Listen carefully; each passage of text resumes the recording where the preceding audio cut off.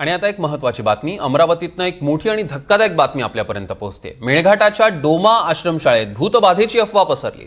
विद्यार्थिनींच्या विचित्र वर्तनामुळे तिथे खळबळ माजली होती. 15-16 विद्यार्थिनी अचानक हसायला आणि रडायला लागल्या. 300हून अधिक मुली घरी परतल्या. विद्यार्थ्यांनी भीतीनं बाळगता शाळेत यावं असं अंधश्रद्धा निर्मूलन समितीनं म्हटलंय. डोमा गावात भूतबाधेची निव्वळ अफवाच असल्याचं अनिसचं म्हणणं आहे. आपण बघतोय मेळघाटातली एक मोठी बातमी.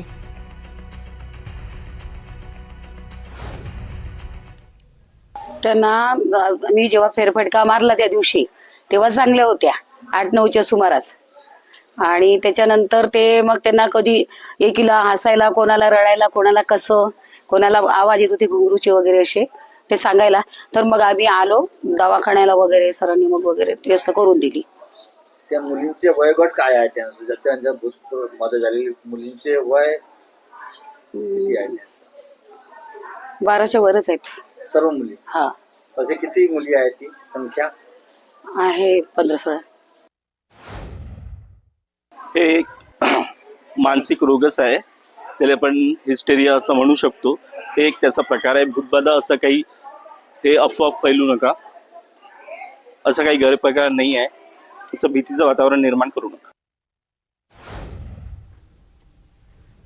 दरम्यान आपण बघतोय अतिशय धक्कादायक घटना. 15 ते 16 विद्यार्थिनी अचानक हसायला रडायला लागल्या आणि त्यानंतर विद्यार्थिनी आता त्यांना घरी पाठवण्यात आलेलं आहे. मात्र विद्यार्थ्यांनी भीतीनं बाळगता शाळेत यावं असं अंधश्रद्धा निर्मूलन समितीचं म्हणणं आहे. 300हून अधिक मुली घरी परतलेल्या आहेत. आपण बघतोय विद्यार्थिनींचं विचित्र वर्तन आणि त्यामुळे संपूर्ण परिसरात खळबळ माजली होती. यावर आता मुख्याध्यापकांची प्रतिक्रिया सुद्धा आलेली आहे. बघूया. भूतबाधा नव्हतीच, कारण की त्याबद्दल दवाखान्यातली मंडळी, सायकॅट्रिस्टची टीम यांनी ते एक सिव्हिअर हिस्ट्रिका म्हणून सांगितलं. जसं एखाद्या मुलाला वाटलं की बा मला होत आहे आणि बाजूच्या विद्यार्थिनीला वाटलं मलाही होत आहे, त्यामुळे ते एकमेकांना पाहून त्या अशा झाल्या संदर्भात असा निष्कर्ष सायकॅट्रिस्ट टीमनी काढलेला आहे. त्या सर्वच मुलींची तब्येत चांगली आहे. आम्ही त्यांच्या संपर्कात आहे. त्या संदर्भात अनिसची पण टीम येऊन गेली.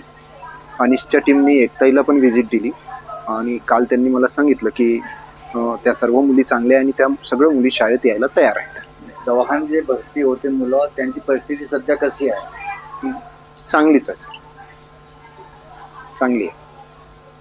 त्यांचे पालक ते रिक्षा पाठवायला तयार आहेत का? हो हो, एकताईच्या सर्वच पालकांनी त्यांना सांगितलं अनिसच्या टीमला की बा आम्ही सर्वच विद्यार्थ्यांना शाळेत पाठवायला तयार आहेत. आणि मुले किती आणि मुली किती संख्या बाधित झाल्या, भूतबाधा झालेल्या? नाही, त्याच्यामध्ये मुलांना काहीच झालं नव्हतं, मुलींना झालं होतं, मुलं नव्हते.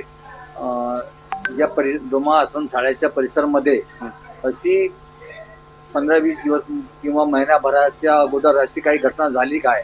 अनहोनी घटना परिसरामध्ये? नाही, त्याबद्दल असं काहीच घडलं व्यक्त करू शकतो? अशी काही घटना नाही, अशी कोणतीच घटना शाळेमध्ये झाली शाळेच्या आवाराच्या बाहेर नाही, काहीच झालं नाही.